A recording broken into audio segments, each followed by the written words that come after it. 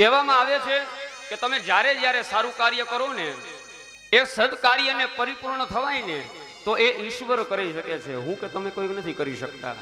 તમારા જીવનની અંદર બધી નીતિમત્તા આપણે રાખતા હોય, પણ એક કુકર્મ આપણામાં હોય અને એ કુકર્મ કરવા જ્યારે જઈએ ને, ત્યારે કોક ને કોક સંત સ્વરૂપમાં, કોઈ ભગવાનના સ્વરૂપમાં આવી અને આપણને રોકી દે છે. આ કળીકાલ ચાલે છે અને આ કળિયુગની અંદર બગડવું હોય ને તો ઘણી બધા રસ્તા છે, પણ સુધરવા માટેનો રસ્તો બહુ અઘરો છે. આપણા જીવનમાં પણ અનેક સુખો ભગવાને આપણને ક્યાંક ને ક્યાંક આપ્યા હોય, પણ એક નાનું એવું દુઃખ આપે એને લઈ અને આપણે ભગવાનની આગળ ફરિયાદ કરીએ.